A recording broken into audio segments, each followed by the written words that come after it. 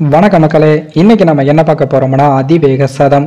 இங்கிலாந்து பவுலிங்கை சிதறடித்த ஜெய்ஸ்வால் சரித்திர சாதனை. அதாவது இங்கிலாந்துக்கு எதிராக இந்தியா விளையாடி வரும் 3வது டெஸ்ட் கிரிக்கெட் போட்டியானது ராஜ்கோட் நகரில் நடைபெற்று வருகிறது.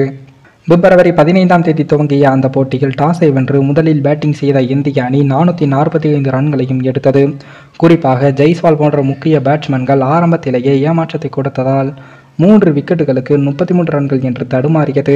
ஆனால் அப்போது சிறப்பாக விளையாடிய கேப்டன் ரோஹித் சர்மா சதமடித்து 132 ரன்களும், ரவீந்திர ஜடேஜா 112 ரன்களும், சர்பராஸ் கான் 62 ரன்கள் விளாசி இந்தியாவை மீட்டெடுத்தார்கள்.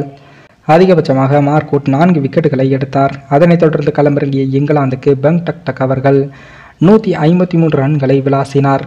அதனால் 224 ரன்களுக்கு 2 விக்கெட்டுகள் என்ற வலுவான நிலையில் இருந்த இங்கிலாந்து அணியானது 400 ரன்கள் தாண்டும் என்றும் எதிர்பார்க்கப்பட்டது.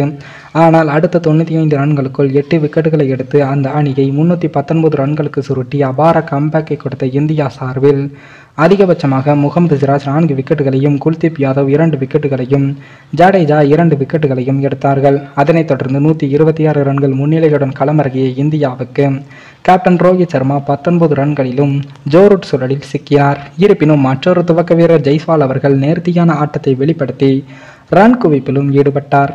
அவருக்கு அடுத்ததாக வந்த சுப்மன் கில் அவர்கள் மெதுவாக விளையாடி கை கொடுத்தார். அதனை பயன்படுத்தி சிறப்பாக விளையாடிய ஜெய்ஸ்வால் நல்ல பந்துகளுக்கு மதிப்பு கொடுத்தும் சுமாரான பந்துகளில் அதிரடியாக விளையாடி 80 பந்துகளில் அரை சதமடித்தார். அதே வேகத்தில் தொடர்ந்து சிறப்பாக விளையாடிய அவர் 9 பவுண்டரி, 5 சிக்சர்களுடன் 122 பந்துகளில் சதமடித்தார். குறிப்பாக 49 ரன்களில் இருந்தபோது டாம் ஹார்ட்லிக்கு எதிராக சிக்சர் அடித்து அரை சதத்தை தொட்ட அவர் 96 ரன்களில் இருந்தபோது மார்க்வுட்டுக்கு எதிராக பவுண்டரியை பறக்கவிட்டு சதத்தை தொட்டார். கடந்த போட்டியிலேயே ஜாம்பவான் சேவாக் போல 50, 100, 150, 200 ரன்களை பவுண்டரி அல்லது சிக்சர்களால் தொட்ட அவர் இந்த போட்டியிலும் அதையே செய்து தன்னை பயமறியாத இளம் புயலாக நிரூபித்து உள்ளார். அத்துடன் முதல் 73 பந்துகளில் 35 ரன்கள் எடுத்த மெதுவாக விளையாடிய அவர் அடுத்த 49 பந்துகளில் அதிரடியாக 75 ரன்களை குவித்து டெஸ்ட் கிரிக்கெட்டில் தன்னுடைய 3வது சதத்தை அடித்தார். அவருடைய அதிரடியால் இந்தியா 172 ரன்களுக்கு 1 விக்கெட்டுகளை இழந்து 298 ரன்களை முன்னிலை பெற்று உள்ளது.